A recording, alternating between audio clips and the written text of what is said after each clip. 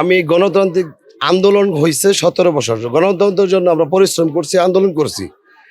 এখানে যে কেউ নির্বাচনে আসতে পারে, পরিবর্তন যার যার দল থেকে সে তার প্রার্থী দিবে, এটা স্বাভাবিক। কিন্তু আমরা কাউকে বলবো না যে আপনারা আইসেন না, বা পরিবর্তন করছে তার দলের সিদ্ধান্ত। আমরা এইটুকু বলবো, আমাদের যে প্রার্থী সে আমাদের এলাকার ছেলে, আমরা তার এলাকার ভাই মনে করি। আমাদের একজন কর্মী ট্রেনিং সেন্টার মনে করি জাহাঙ্গীর ভাই, SM জাহাঙ্গীর ভাইয়ের সাথে আমাদের কারো কোনো তুলনাই মনে করি না, এবং তাদের কখনো আমরা কোনো প্রতিদ্বন্দ্বী মনে করি না, এরকম কিছু। ভোটের বর্তমান পরিস্থিতি কেমন দেখছেন? আলহামদুলিল্লাহ, ভোটের পরিস্থিতি খুবই ভালো। আপনার এখানে কোনো রকম কোনো ঝামেলা হয় না, কোনো বিশৃঙ্খলা হয় না, খুব সুন্দর পরিবেশে ভোট দিছে। স্বাধীন, একদম গণতন্ত্রের যে চর্চাটা, আমরা তার ফল এই 17 বছর পরে একদম সুশৃঙ্খলভাবে শান্তিপূর্ণভাবে ভোট দিয়েছে।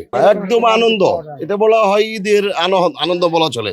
তরুণ, যুব সমাজ, বয়স্ক, বৃদ্ধ, মহিলা, সকল শ্রেণীর বা সকল বয়সের লোক আনন্দ নিয়ে ভোট দিছে।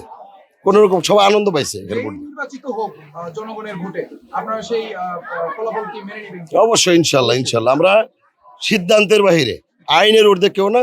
আমরা আইনকে শ্রদ্ধা করি, যে রেজাল্টটা হবে আমরা একদম এটা সাদরে গ্রহণ করব।